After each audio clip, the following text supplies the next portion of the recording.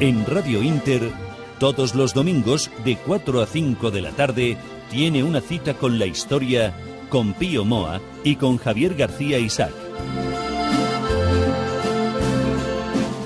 Cita con la historia. Presenta Javier García Isaac.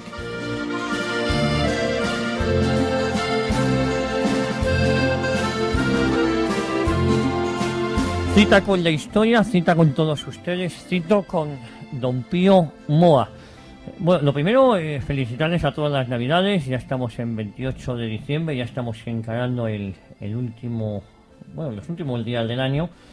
Y no queremos dejar de pasar esta oportunidad, puesto que por aclamación popular se nos ha pedido que habláramos del Cid. Y no queremos decepcionar a todos aquellos que nos habían dicho, han hablado ustedes sobre la Reconquista, pero que le diéramos más importancia a la figura del Cid. Bueno, primero, muy buenas tardes, don Pío. Buenas tardes. Un domingo más. Un domingo más aquí. Aquí no descansamos. Y igualmente, felices Pascuas y próspero Año Nuevo a nuestros oyentes. Eso es, este es el último programa del año, pero que nadie lo dude, vamos a continuar aquí en enero del 2015.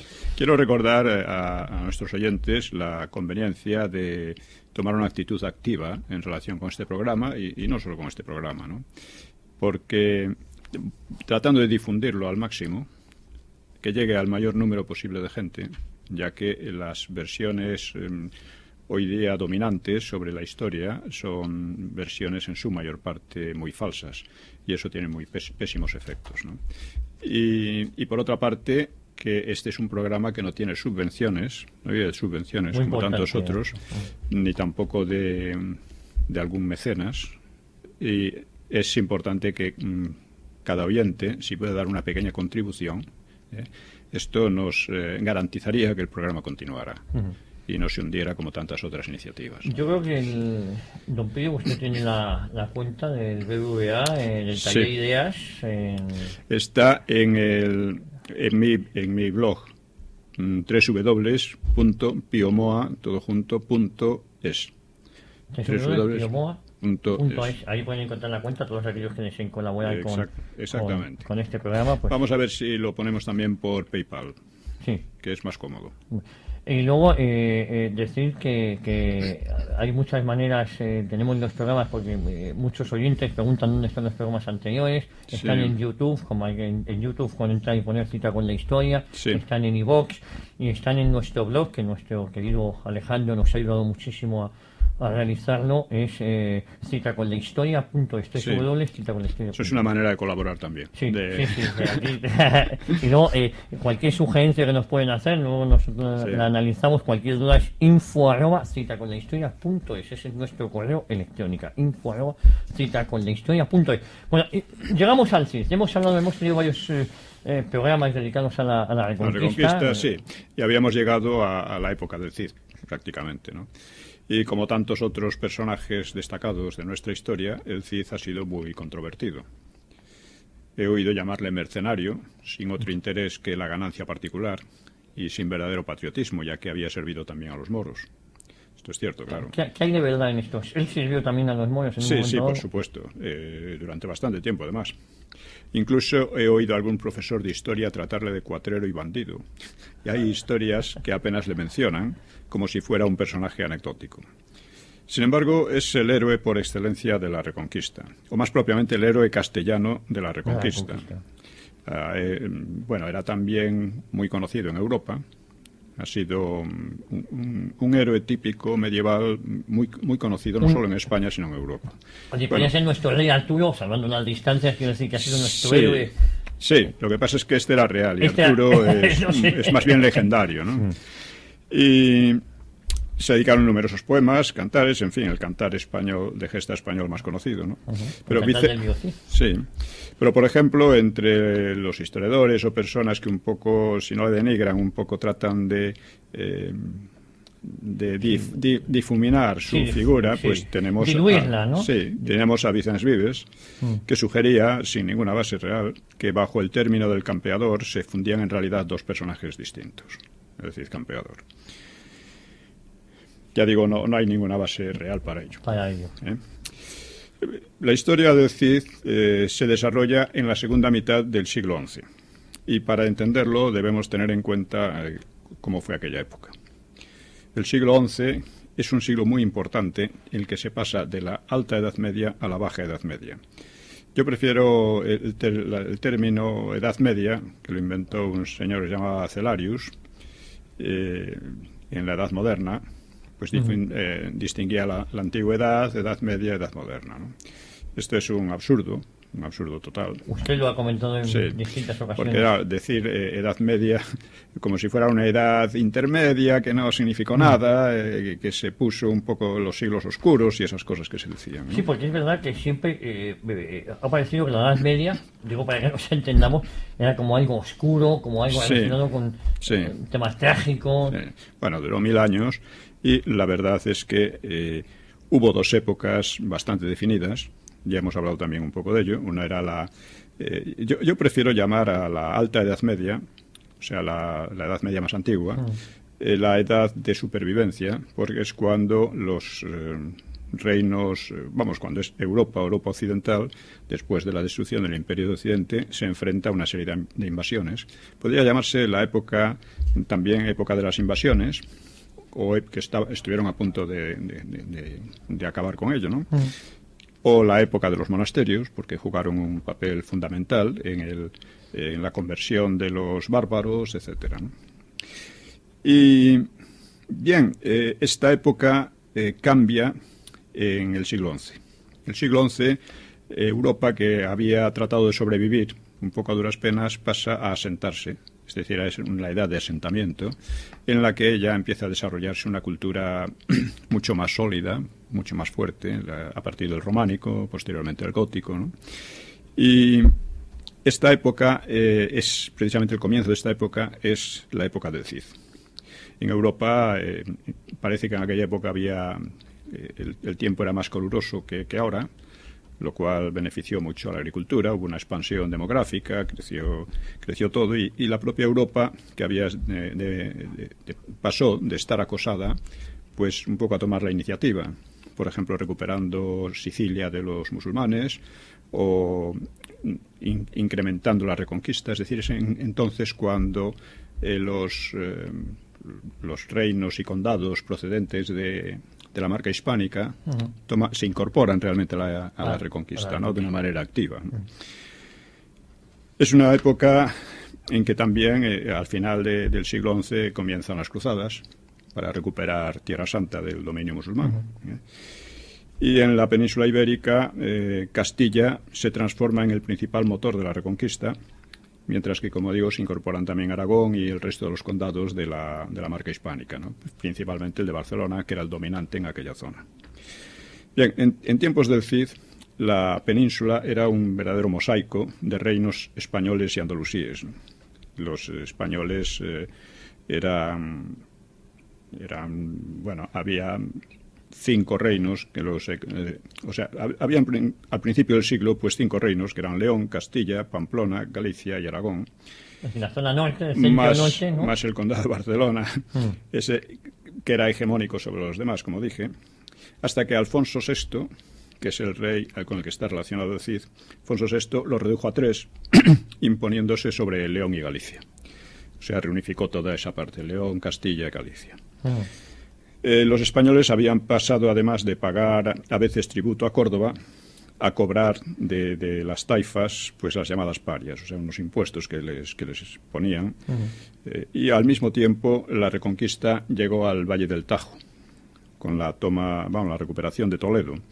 Sí, podemos hablar de una reconquista ya activa, no muy un activa. Status quo, sino aquí ya se trataba de... No. Fue siempre muy activa. Muy activa, por la parte occidental de León, que luego sería Castilla, etcétera, mientras que en la parte oriental de los Pirineos estuvo bastante paralizada hasta el siglo XI, ¿no? Y también Navarra, que era Pamplona más propiamente. Y ya digo, se crea una situación histórica también distinta, porque el Valle del Duero está ya completamente consolidado para los españoles o cristianos, y mientras que se abre el Valle del Tajo. El Valle del Tajo es la frontera, en aquella época, es la frontera, mientras que en el Valle del Duero se desarrolla el Camino de Santiago, y en torno al Camino de Santiago se va creando una nueva cultura, con mucha influencia francesa, eso de la penetración del románico, etcétera, ¿no? Y son, en cierto modo, dos Españas. La España del Tajo es la España de frontera, con la mentalidad de frontera, con las oportunidades de frontera, mientras que la España del Duero es son una serie de ciudades que están asentadas, que son bastante prósperas, y en las que viene mucha gente de fuera, muchos franceses, alemanes, borgoñones, incluso ingleses, etcétera, ¿no? Es decir, que hay en cierto modo dos Españas en este sentido, en este puro sentido, ¿no? Sí. Nada más. Porque a menudo se dice, bueno, que España la Reconquista, pues todo era frontera, ¿no? La frontera iba avanzando, y en la parte de la frontera, pues pasaban unas cosas, pero en la parte interior ya consolidada, pues pasaban otras, se desarrollaba de otra manera. La vida era distinta. Sí, exactamente. Por otra parte, este mosaico de reinos, de taifas, etcétera, estaba muy interrelacionado. Es decir, por medio del comercio, por medio de los impuestos, las parias estas que decimos, por medio de todo tipo de acuerdos, ¿no? Era además, las relaciones entre ellos, unas relaciones muy fluidas, unas relaciones en que tan pronto eran belicosas como comerciales. Era una zona, o sea, todo el país era... Había por una parte tendencias, como diríamos, tendencias disgregadoras y tendencias unitarias. Así, por ejemplo, los reyes de León ya se habían proclamado a veces emperadores de toda España, Imperator totius Hispania, y también Alfonso VI se declaró lo mismo. Es decir, que había una tendencia a la unidad, pero complicada con tendencias a la dispersión.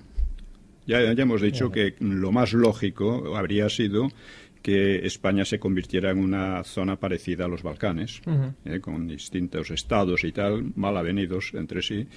Pero aquí no pasó eso gracias a la herencia del reino hispano-godo y gracias a la persistencia del ideal de España. Es curioso cómo 200 años dejaron esa marca, ¿no? 200 años más o menos del Imperio Godo. Sí, menos, porque, bueno, pero desde Leovigildo, pero vamos, es muy importante, ¿no? Ya hemos hablado de esto. Y entonces, por ejemplo, entre las taifas había algunas más fuertes que intentaban imponerse a las demás para reconstruir el califato de Córdoba, cosa que no consiguieron, y al final, ante la presión cristiana, tuvieron que recurrir a los almorávides, que son otro elemento que tiene relación con la figura del Cid. Y ya digo, las relaciones eran tan complejas, tan cambiantes, tanto entre los cristianos como entre los musulmanes. Ya digo, entre los propios reinos cristianos o españoles había muchas rencillas y en fin, y malas relaciones, a veces guerras incluso, ¿no? Pero entre las taifas era mucho peor. Pero, por ejemplo, por poner un ejemplo, Barcelona en aquel tiempo se convirtió en un gran centro de acuñación de moneda de oro, gracias a las parias, y en un gran mercado de esclavos con destino a los reinos andalusíes. O sea, es curioso, salían los esclavos de la zona española. Esclavos que venían sobre todo de la parte eslava, del este de Europa. Sí, del este de Europa. Venían muchos esclavos que además parte de ellos formaron, como ya dijimos también, en gran medida el ejército andalusí. Se conformaba en gran parte de esclavos, ¿no? y de bereberes, sí. Bien, pues esto es digamos, muy en grandes rasgos. ¿Cómo estaba configurada España en el siglo XI? Eso es. O sea, había alianzas entre los cristianos, peleas entre los cristianos, alianzas entre los musulmanes, peleas entre los musulmanes, alianzas entre los cristianos y los musulmanes, peleas entre los cristianos y los musulmanes. Aunque la tendencia general, dentro de todo aquel mare magnum, la tendencia general era a que los españoles o cristianos avanzaran y que los musulmanes retrocedieran. Retrocedían y se fueran al Magreb. Eso es. Fuéramos ganando terreno. Eso es. Bien, entonces vamos a ver un poco, a meternos ya con la figura del Cid. ¿Dónde nace? El Cid, bueno, nace en Burgos, en Vivar, quizás, un pueblo de por allí. Sí. En el mío Cid y en la leyenda en general aparece como un noble de la baja nobleza, un infanzón, o sea que tenía poca importancia, no era un magnate. Sin embargo, otras investigaciones han dado a entender que verdaderamente era bastante magnate. O sea, tenía por herencia, por familia y luego por sí mismo, ¿no? Era un personaje de cierta relevancia, bastante relevancia. Y bueno, parece que no es exacta la idea de que era un infanzón, que es lo que venía a decir Menéndez Pidal, apoyándose en el Cantar del mío Cid. Pero ya digo, se ha investigado los documentos y las... En profundidad, y no parece que viniera de infanzón, sino más bien la nobleza. Sí. Bueno, él destacó muy pronto por su capacidad bélica. Primero junto a Sancho de Castilla, que era hijo de Sancho III de Pamplona, y luego contra Alfonso VI. Eran hermanos, las peleas... Alfonso y Sancho. Las peleas eran tremendas, ¿no? A pesar de estar emparentados y tal, ¿no? Peleas se le acusa por el poder. Del otro, ¿no? Eso es. Entonces, una vez murió Sancho, según la historia más o menos legendaria, porque fue asesinado ante las murallas de Zamora, ¿no? Por un noble apellido Dolfos. Pues una vez esto, el Cid pasa a servir a Alfonso VI. Y parece que al principio se llevaron bien, pero terminaron llevándose muy mal. Según una leyenda posterior, se dice que el motivo de la inquina de Alfonso VI era que le había obligado a jurar en Santa Gadea que no había tenido parte en la muerte de Sancho en Zamora. Esto parece ser una leyenda. Puede haber ocurrido, ya digo, porque muchas veces, aunque no esté documentado, pues puede haber ocurrido, pero es más probable que sea una leyenda, ¿no? Y la causa real de su desencuentro pues debió de ser más bien una victoria de Rodrigo, o sea, del Cid, cuando iba a cobrar parias a Sevilla. Sevilla estaba en cierto modo en buenas relaciones y al mismo tiempo en dependencia con Castilla. Y también lo estaba Granada. Y resulta que a Granada había ido a cobrar las parias, los impuestos, pues otro noble que era García Ordóñez, que era favorito del rey, y que hubo entre los Granada y Sevilla hubo un rifirrafe y en que tuvieron intervención tanto García Ordóñez como el Cid. Y bueno, pues lo que hizo el Cid fue vencer a los otros, entre ellos al favorito del rey, a uno de los favoritos, vamos, y luego repeler una incursión de moros toledanos, pues, y saquear una zona de la taifa, que era otra taifa, Toledo, protegida por Alfonso. Según parece, estos hechos fueron explotados por las clásicas intrigas de la corte, y que además le acusaron al Cid de embolsarse parte de las parias y cosas de estas, y a partir de ahí empeoraron y el Cid fue condenado al destierro en 1080. Él murió en 1099. Es decir, él nace más o menos en el 1048 y muere, o sea que vivió unos 50 años. Unos 50 años que viene a ser más o menos la media, bueno, más de la media, yo creo que la media está en unos 40, 45 años. No, es que muchas veces nos equivocamos con eso. Decimos la media de edad, o sea, la esperanza de vida al nacer. Entonces, como había muchísima muerte infantil, efectivamente, pues eso confunde, era muy baja. Pero una vez que pasabas esa pues normalmente podías vivir, no tanto como ahora en general, pero hasta los 60, 70 años no era una cosa, no era una cosa rara, ¿no? Efectivamente, la media está mal sacada porque había muchísima mortandad infantil, entonces eso reducía mucho la media. Claro. Buena dramatización. Entonces, el Cid, ya en el destierro, pues como era un noble de cierta enjundia, tenía su propia mesnada, o sea, sus tropas particulares, y intentó servir a los condes de Barcelona, a Ramón Berenguer y a Berenguer Ramón. Y estos le desdeñaron. Y por entonces, en esta situación, se vio obligado a entrar al servicio de Al-Mutamín, que era el rey de la taifa de Zaragoza. Y este Mutamín,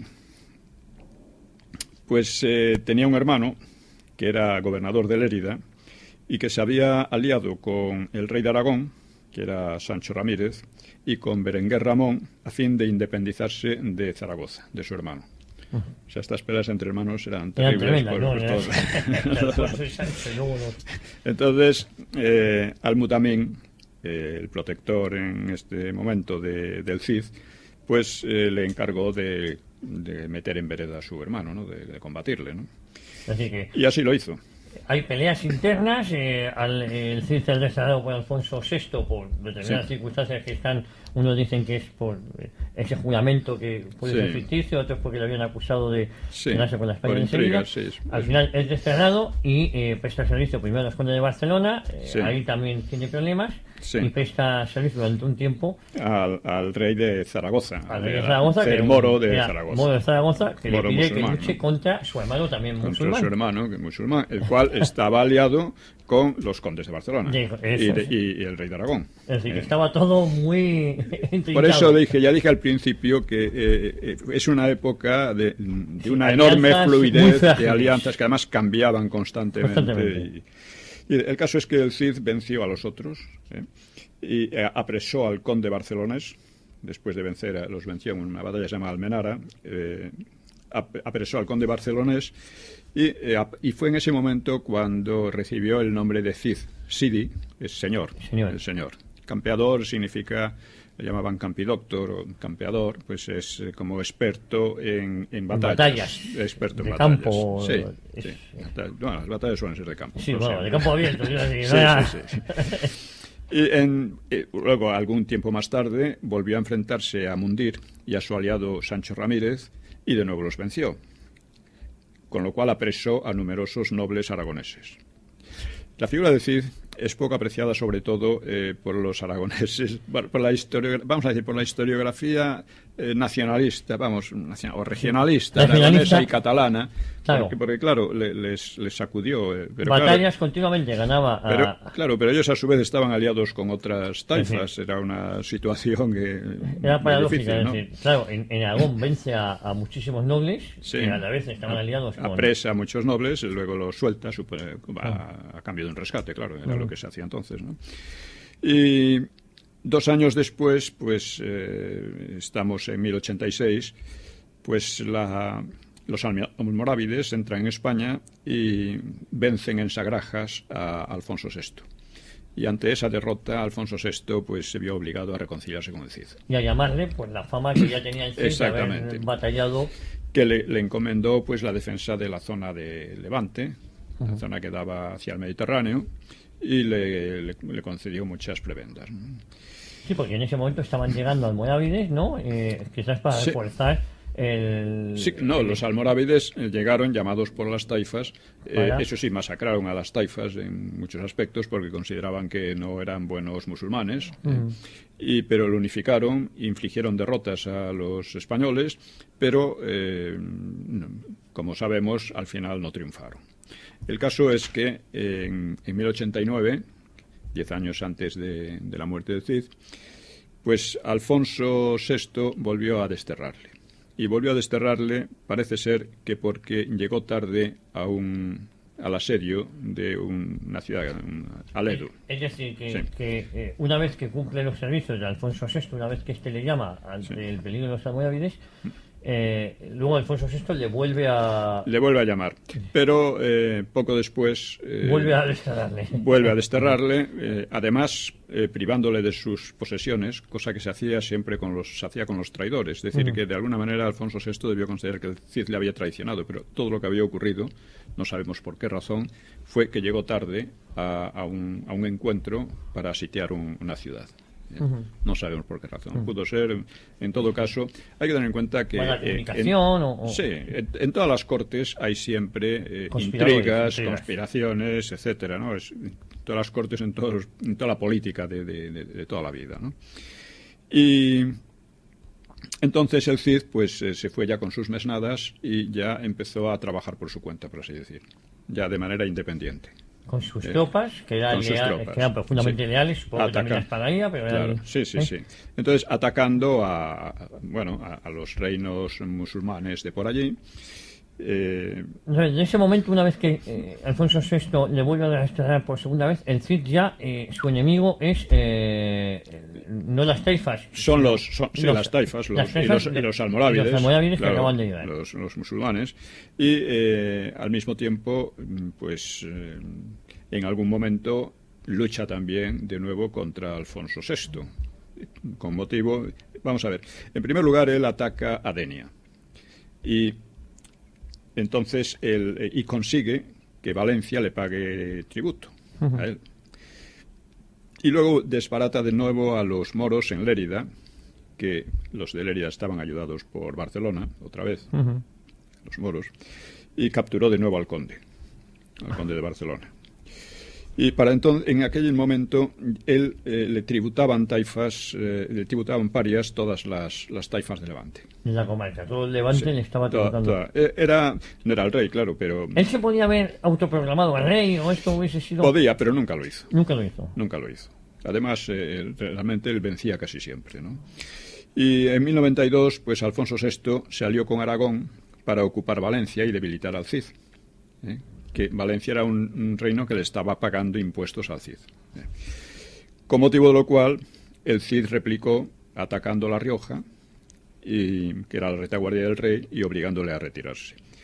Y cuando murió el emir valenciano, en medio de luchas civiles en la propia Valencia, pues el Cid tomó Valencia en 1094, y eso lo hizo el señor más poderoso de todo Levante.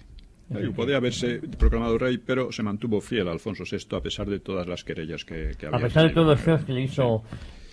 Don Pío, si le parece, vamos a hacer una brevísima pausa. Lo dejamos aquí en el Cid ha tomado Valencia.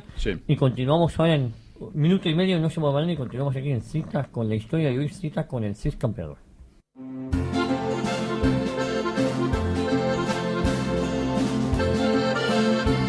Continuamos aquí en Cita con la historia. La verdad es que fuera del micrófono estamos comentando lo complicada que era esta España del siglo XI, ¿no? Extremadamente complicada. Y hay algunos que parece que quieren volver a aquello, ¿no? Sí, yo creo que cada uno se montaba su propio reyezuelo, pero es verdad que el Cid nunca cayó en esa trampa, ¿no? Nunca se autoproclamó monarca ni nada. Siempre se mantuvo leal a Alfonso VI, a pesar de todas las peleas, pero al mismo tiempo era un hombre muy independiente, de carácter muy independiente, porque otro se habría hundido, ¿no?, en aquella situación, ¿no? Bueno, encontramos al Cid que ha tomado Valencia en el año 1094, y en ese momento el peligro de los almorávides era excepcionalmente grave, ¿no?, porque estaba consiguiendo unir a todo Al-Ándalus y arremeter hacia el norte. Tenía el peligro de hacer involucionar la reconquista. La reconquista, volverla exactamente, hacerla retroceder. Y eso le llevó a aliarse ahora con el conde de Barcelona, Ramón Berenguer III, y con Pedro I de Aragón, y con el auxilio de los dos, pues repelió en 1097 una ofensiva almorávide. Es decir, consiguió derrotarla, ¿no? ¿Cuánto tiempo está en Valencia? Estamos hablando ya de 1097, mínimo 3 años. Él la tomó en el 94, o sea que estuvo 5 años, como... hasta su fallecimiento en 1099. Sí, como señor de Valencia, exactamente. Y bueno, pues y ayudó también a Alfonso VI, o sea, Alfonso VI, que estaba luchando por otra parte, enviándole a su único hijo varón, que se llamaba Diego, el cual perdió la vida en la batalla de Consuegra. El hijo de Alfonso VI. El hijo del Cid. Perdón. O sea, el Cid, para ayudar a Alfonso VI, le mandó a su hijo, único hijo. Fallece en esa batalla de Consuegra. En ese momento ya el Cid ya era un mito, un mito, quiero decir. Sí. Bueno, era muy conocido, entre los musulmanes y entre los cristianos, en fin, todo el mundo lo conocía, claro. Sí. Estaba guerreando por todas partes, tenía éxito prácticamente siempre. Entonces, lógicamente, era ya una figura un poco legendaria, que luego con el tiempo esa leyenda se agrandó, tomó otros matices, se inventaron cosas, como siempre ocurre en estos casos, como probablemente lo de Santa Gadea, pero es importante porque revela el espíritu castellano de la época, tan distinto del posterior. Sí. En esa época Castilla era la parte probablemente más libre de Europa, gracias a la repoblación, gracias a la lucha de frontera, etcétera, que eso obligaba, o sea, permitía que gente que en otros países y en otros lugares se habrían quedado como siervos sin ninguna salida, pues aquí muchos conseguían hacerse. Había una caballería plebeya, vamos a decir, que no existía en ningún otro lugar. La caballería era importantísima, claro. No solo como título, sino porque era la guerra se hacía en gran parte a caballo. En gran parte, no solo, ¿no? Pero, por ejemplo, esto no ocurría en lo que sería Cataluña, en los condados de Barcelona y demás.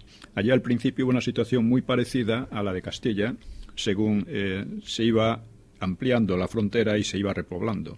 Pero una vez se consolidó aquello, el yugo impuesto por los señores feudales se hizo terrible, se hizo brutal. En Castilla eso no pasó porque Castilla se convirtió en el principal ariete contra de la Reconquista, sí, ¿no? Y entonces, pues, el mero hecho de ir ganando territorios, tener que repoblarlos, etcétera, eso facilitaba mucho la libertad de las personas. Y eso puede ser luego la grandeza de Castilla, ¿no? Luego, Sí, fue la grandeza de Castilla. No hay que olvidar, también, por ejemplo, en León es donde aparecen las primeras cortes, que vienen a ser como un precedente del parlamentarismo. Siempre se habla del parlamentarismo inglés, del parlamento inglés, pero fue posterior a las Cortes de León. En esas cosas cada uno sigue su lectura y más interesada. ¿no? Sí. Otros hablan de Islandia como el primer caso, otros incluso de Novgorod. El hecho real es que en León se fundaron probablemente las primeras cortes de Europa, ¿no? Las primeras, el primer parlamento, vamos a decirlo así, que no era propiamente un parlamento como los que hoy concebimos, por supuesto, ¿no? Pero que era un instrumento de control sobre los reyes. Es decir, era un instrumento de control sobre el poder. Que esto es algo que ha caracterizado a la Europa occidental en contraste con muchas culturas. Y que ha habido siempre una tendencia a combatir la tiranía, a combatir el despotismo, y que se basaba en estos dos aspectos. Primero, la separación relativa, ¿no? Entre la Iglesia y el Estado. O sea, la Iglesia, el centro de la Iglesia era Roma. No estaba situada en ningún estado por ahí. Aunque muchas veces estos estados trataban de crear una Iglesia nacional. Pero eso fue en Inglaterra, ¿no? En el Reino Unido. Sí, y en Francia también, ¿no? El galicanismo. Bien, en España esa tendencia existió en mucha menor medida. Prácticamente no existió. Y estas dos cosas, la limitación del poder, por una parte, al haber otro contrapoder que era la Iglesia, y por otra parte, los parlamentos, o sea, las cortes, las leyes, los fueros, etcétera, que en parte venían ya del reino hispano-godo también, que allí existía una cierta autonomía municipal. Bien, pues esto es un proceso que luego se desarrolla en toda Europa, por supuesto, pero aquí y sobre todo en Castilla se desarrolla mejor, se desarrolla de manera más precoz. Bien, pues una vez fallece el Cid por unas fiebres, después de vencer una y otra vez a los almorávides y a las taifas aquellas. Ya estamos en el 1099. El Cid cae enfermo. Muere y allí en el señorío de Valencia pues le sucede su esposa, que era Jimena, ayudada por Ramón Berenguer III, el conde de Barcelona. Eso muere por unas fiebres porque también está la historia novelada, esa famosa película de Charles Heston, que es una obra de arte, aunque yo creo que si uno lo ve hay muchas lagunas. Pero bueno, está bien. Y es una vergüenza que una película así la hayan hecho fuera. Pero bueno, ¿qué le vamos a hacer? Pero ahí nos dicen que mueren por una flecha de la muralla de Valencia. No. Bueno, pero siempre... Se novela son licencias... poéticas que licencias poéticas, se pueden tomar. Sí, pero vamos, no está bien en general, ¿no? O eso de que lo pusieron a caballo y consiguió vencer, pues eso es también legendario. Es sumamente improbable, pero bueno, puede haber ocurrido. Eso que siempre digo, hay cosas muy extrañas que ocurren. Hay un chiste que es magnífico. Le pregunta el Che Guevara a Fidel Castro: Fidel, ¿cuándo crees que nos levantará Estados Unidos el embargo?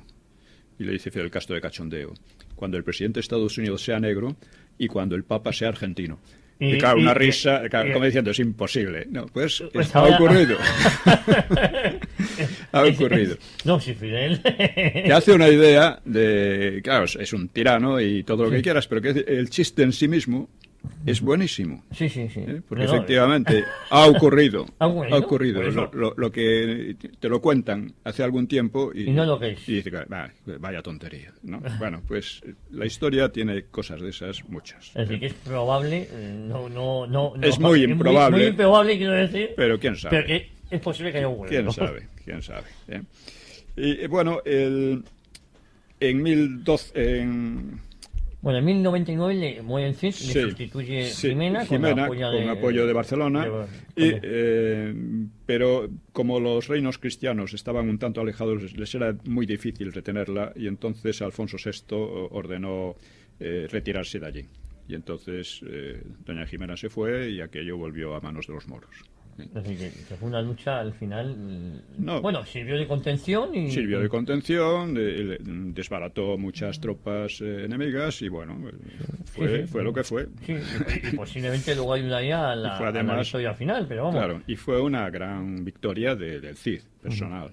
Es decir, un señor que no era un rey, que no tenía grandes recursos de principio, pero que llegó a actuar como un rey prácticamente. ¿Eso es que generaba admiración también entre los moros o incluso que...? Entre los moros, ahora hablaremos un poco de eso.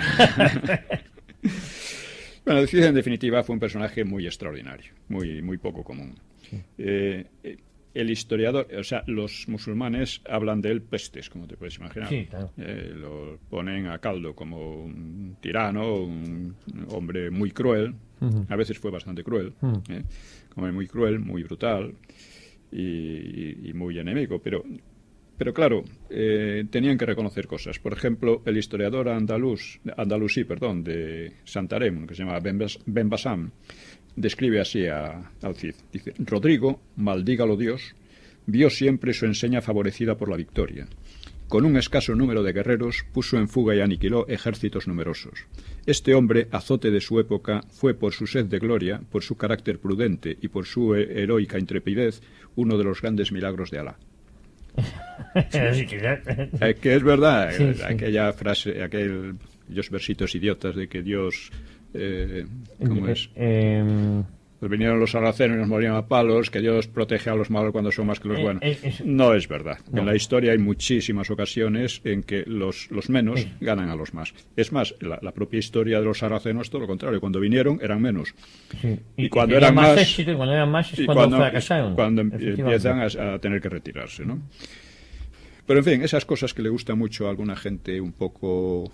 un poco, no sé cómo llamarla, ¿no? ¿no? Pero no sé cuál es la... Sí, no, es un ingenio falso, ¿no? Que a mucha gente le gusta y que no tiene... Lo que sí es indudable es que el Cid forja una leyenda, ya en vida tiene unos éxitos tremendos, con una tropa de leales que le siguen. Exactamente. Y que generaba unas quizás fobias y filias como todo personaje... Naturalmente.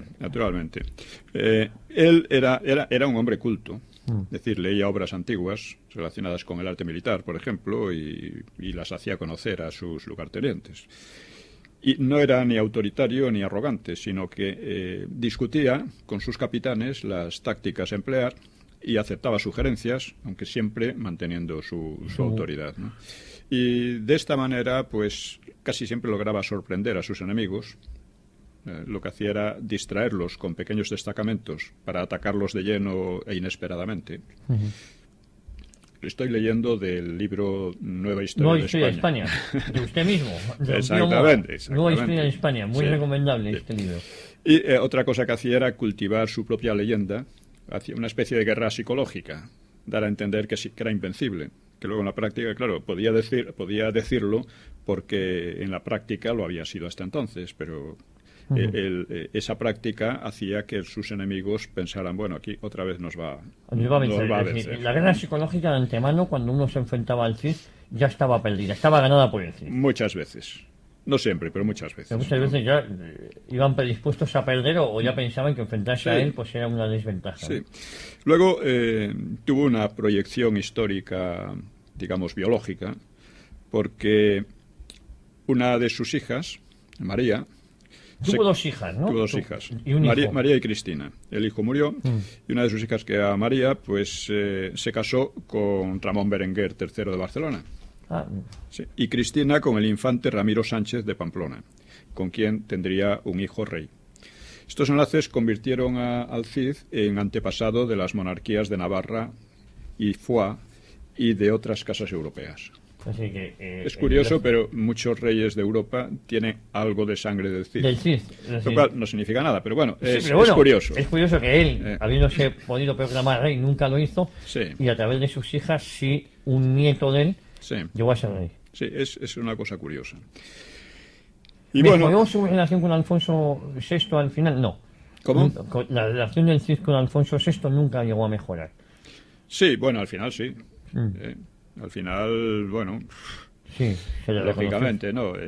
Pero vamos, él murió como, vamos a decir, régulo, bueno, es una Sí, pero- palabra equivocada, como señor de Valencia. Como De señor hecho, de como señor independiente de Valencia. Pero rindiendo Leitesía a Alfonso VI. Sexto. Es decir, siempre, es decir, que a pesar de todas estas idas y venidas y de todos estos tejemanejes, alianzas y contraalianzas, hay una línea general que es de reconquista. O sea, se puede decir que es un héroe de la reconquista, a pesar de que haya servido a reyes moros debido a la necesidad. Él está allí y los moros mismos son los mejores testigos, ¿no? Sí, De pero cómo incluso hablan de él. esa lucha a favor de reinos moros no fue contra reinos cristianos, la mayoría de las veces fue contra los propios moros, fue guerras internas. Sí, pero que también como estos moros estaban aliados con otros cristianos, pues también le Era- tocaba a los era cristianos. todo un revolutum. Sí. Y bueno, estas peripecias pues te hacen ver lo que era la política entonces. O sea, después de una vez se derrumbó el califato de Córdoba y el califato se dividió en taifas, pues los españoles o cristianos se sentían seguros y no muy inclinados a un ataque general. O sea, entonces tenían ya una superioridad, pero les convenía Y poco a poco. el recoger las parias. Es decir, Sí, los impuestos, con lo cual Claro. no interesaba una reconquista rápida no, por el momento. era difícil siempre debido a la necesidad de repoblar, pero tampoco interesaba demasiado cuando podían conseguir unas grandes cantidades de tributos, ¿no? Que naturalmente enriquecían a las cortes de los reinos Además, cristianos. hay que explicar a nuestros oyentes que según se iba avanzando, claro, no era fácil, porque ese terreno que se conquistaba había que retornarlo de gente para no volver Sí. a perderlo, es decir, Sí. había que asentarlo, ¿no? Había Además, que asegurarlo. Claro, con Alfonso VI hay también, que ya hemos hablado de ello, un doble proceso. Por una parte de, vamos a decir, afrancesamiento, aunque no es la palabra adecuada por la época. Otros le llaman europeización, que es una idea completamente errónea, porque todo lo que se había hecho era europeo. O sea, parece que solo era europeo lo francés. Sí. Una idea que, cuando hemos hablado del regeneracionismo, Efectivamente. vuelve a surgir. Europa, ¿qué era Europa? Francia. España tenía que parecerse a Francia. España había llevado una historia equivocada y tenía que parecerse a Francia, que había pasado por la Revolución, las guerras napoleónicas, las derrotas frente a Alemania, luego la Primera Guerra Mundial, luego la Segunda, luego las derrotas coloniales. O sea, la verdad es que hay que admirar a los franceses que mantienen su espíritu A pesar después de todas esas derrotas y todas esas terribles, ¿no? terribles, sí, La sí. colaboración con los nazis, etcétera. Bueno, a pesar de eso, mientras que aquí que hemos tenido una historia muchísimo menos dramática en ese sentido y con muchas menos derrotas, aunque sí con unas cuantas, bueno, pues siempre nos estamos azotando a nosotros No, y mismos. quizás España ha sido un halo de modernidad en esa victoria contra los musulmanes, contra el reino moro. Es decir, fuimos la punta de lanza y no permitimos que el mundo musulmán llegara más allá. Exactamente, eso es una cosa muy importante. Muy importante, ¿no? que parece que no se tiene en cuenta. Es decir, nosotros sí que hemos defendido Occidente, quiero decir, el pueblo español. Sí, y hemos optado por Europa y no por África. Siempre. Si Al-Ándalus triunfa, España sería irreconocible. Por eso Vamos, que no se sería decía que España. Europa empezaba en los Pirineos y tal. Yo creo que es una barbaridad cuando... Son frases despreciativas Sí, sí. que vienen de los franceses en gran medida, porque, claro, después en el siglo XVI y parte del XVII también en las continuas guerras con Francia, pues los franceses llevaban la peor parte. Y ya en el 18, que ya España iba ya en la segunda parte del siglo XVII, España iba en segunda, pues digamos que había una especie de revancha psicológica de los franceses contra los españoles. Vamos a hacer una brevísima pausa, 2 cuñas publicitarias. Además, tengo una pregunta muy interesante, Sí. muy interesante que hacerle a usted, y es libros que nos va a recomendar para estas Navidades, que estamos en este periodo. No se mueva nadie. Editorial Actas es una referencia indispensable para todos aquellos lectores que sienten inquietud por conocer nuestro pasado. Aquellos que, como el que fuera controvertido canciller de Inglaterra, piensan que la historia hace a los hombres sabios. Editorial Actas, un lugar de resistencia, un lugar de defensa de la historia rigurosa y veraz de la España tradicional y de sus valores. Editorial Actas, siempre en grandes superficies o en tu librería habitual. Consulta nuestras novedades en actashistoria.com. ¿Quieres leer a Javier García Isaac? Ya puedes hacerlo en diarioya.es, el histórico periódico fundado por el cardenal Herrera Oria. El periódico de más venta en los años 70 y 80 vuelve ahora en Internet. Las mejores firmas, las más valientes y veraces, solo en diarioya.es.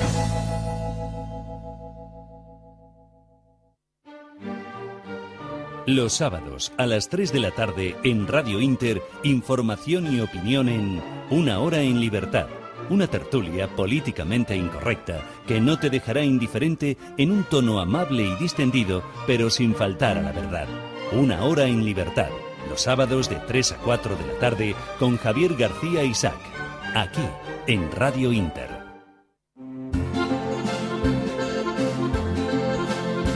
Ya estamos de vuelta, estamos en los 10-11 últimos minutos, don Pío. Y antes de nada preguntarle, ¿qué libros podemos leer estas Navidades, este final de año? Libros suyos, por supuesto, que son los que yo leo, ¿eh?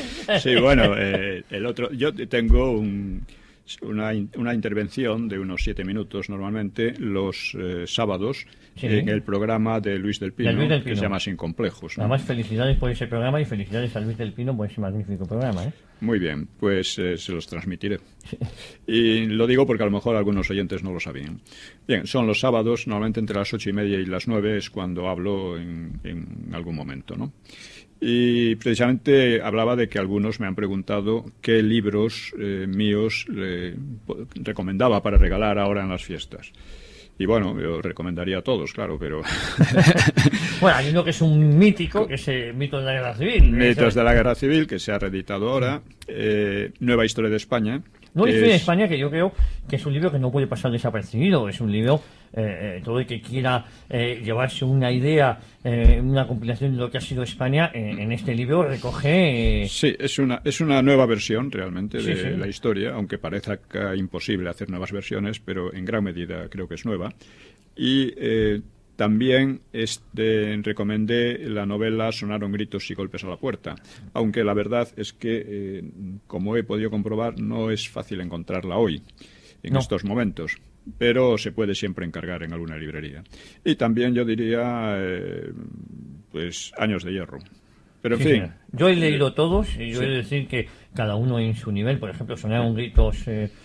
Golpes y gritos a la puerta a mí me ha emocionado porque yo creo que no sé si es su primera novela como tal.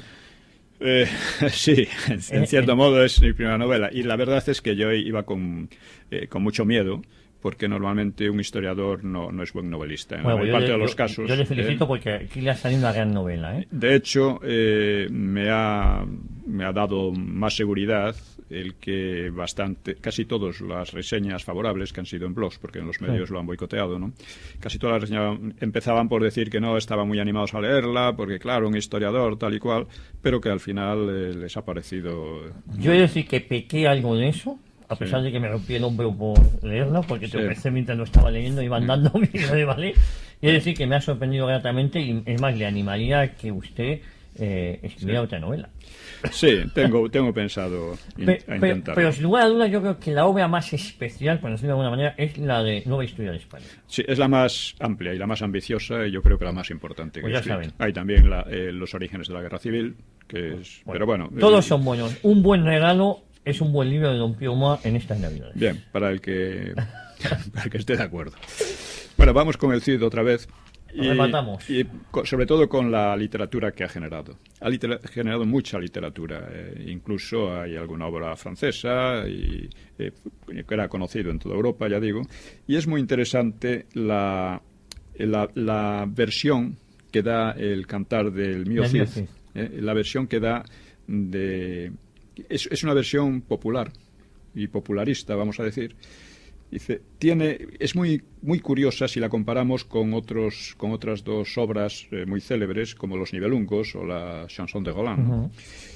Al revés que en estos dos, no trata de personajes trágicos abocados a la muerte por traiciones y venganzas, sino de un héroe que triunfa sobre las intrigas y sobre las circunstancias más adversas, gracias a su valor, a su integridad y a su inteligencia. Así lo presenta, porque Los Nibelungos es una tragedia espeluznante, sangrienta, con sangre por todas partes. Sí, pero es verdad que aquí no. Sí. Y por otra parte, es un hombre que respeta las normas básicas de legalidad y lealtad, por lo menos en el cantar, ¿no? Y tampoco se le achaca un afán de restablecer la justicia mediante venganzas brutales y sanguinarias, tan del gusto, por ejemplo, del poema alemán. Y en menor o germano, ¿no? Y en menor medida también del francés.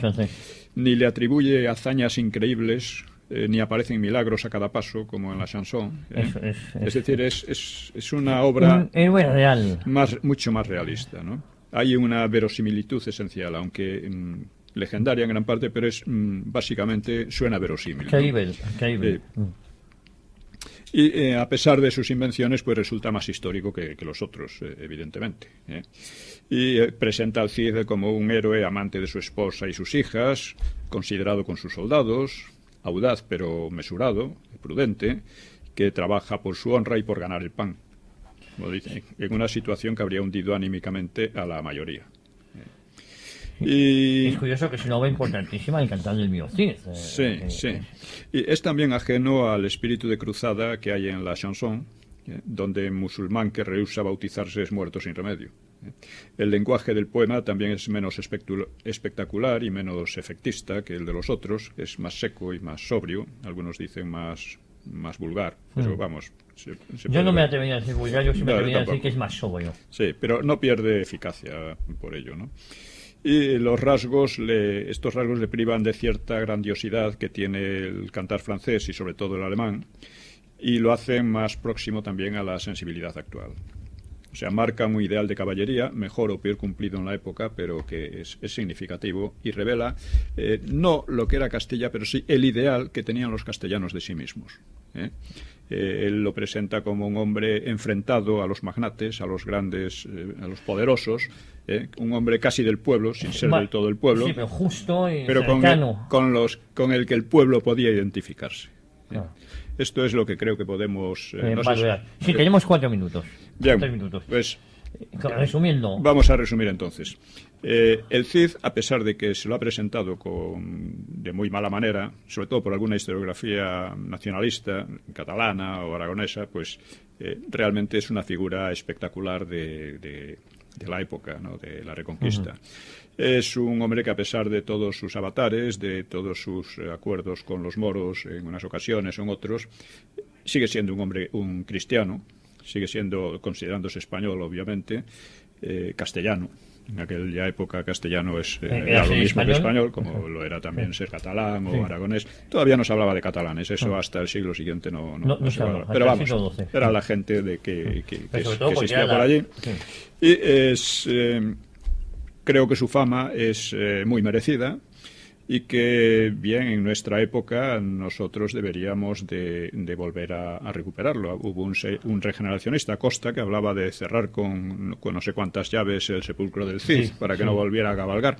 Pues no, eso es un absurdo, es un absurdo porque, en primer lugar, Costa se proponía unas hazañas enormes, nada menos que refundar una nación como España.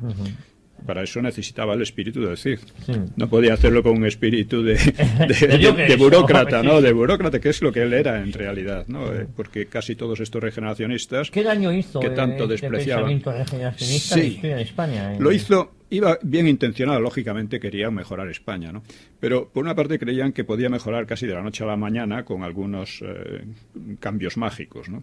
Y en segundo lugar, lo hacían tratando de denigrar toda la historia anterior de España. Porque no aportan nada nuevo, sino que siempre se fijan en un modelo como podría ser el francés en este caso. Es decir, admiran otra cosa, pero reniegan de todo lo español para fijarse en un modelo. Exactamente. Y un modelo que no conocían, además. Porque el problema de su europeísmo, uno de los problemas, ya lo hemos hablado de eso, pero vamos a repetir. Uno de los problemas es que no conocían lo que era Europa. La prueba es que llega la Primera Guerra Mundial y se quedan asombrados de qué es lo que pasa aquí. No produjeron un solo estudio sobre Europa, sobre la historia de Europa o de algún país europeo. Ya digo, ni siquiera algún libro de viajes interesante. Ningún pensamiento, nada. O sea, era toda una especie de admiración paleta que creían que lo de fuera era mejor. Que con pregonar que España debía parecerse a Francia, que era Europa para ellos, ¿no?, que ya estaba todo resuelto. Una Francia bastante centralista también. Sí, muy centralista, sí. Que hay un montón de contradicciones en todo esto, ¿no? Que podía ser centralista, eso es lo de menos. A lo mejor era lo que convenía también. Igual, Yo creo que sí. Pero sea como fuere, esto no es. Y el Cid representa un espíritu que yo creo que se puede reivindicar y se debe reivindicar. No en plan ahora de hacer guerras ni cosas por el estilo, pero sí el espíritu popular, el espíritu en cierto sentido democrático, un sentido en lo que podía ser en aquella época, y un espíritu animoso e inteligente. ¿Qué es lo que era el Cid, en definitiva? Pues, don Pío, muchísimas gracias por esta nueva lección de historia y por esta reivindicación que hemos hecho en este programa sobre la figura de don Rodrigo Díaz de Vivar, más conocido como el Cid Campeador. Muy bien. Pues que pase una feliz salida y entrada de año y nos vemos aquí, Dios mediante, el próximo domingo, día 4, si no me equivoco. Creo que sí. Y lo mismo a nuestros oyentes, que lo pasen una buena salida y entrada. Y que sepan que vamos a estar aquí a primeros de año, para el próximo domingo, día 4. A todos ustedes, como siempre, muchísimas gracias por su fidelidad, por su lealtad, y nosotros desde este micrófono desearles lo mejor y prometerles que estaremos aquí a primeros de año. Un fortísimo abrazo y, como ya saben, feliz Navidad y feliz salida y entrada de año.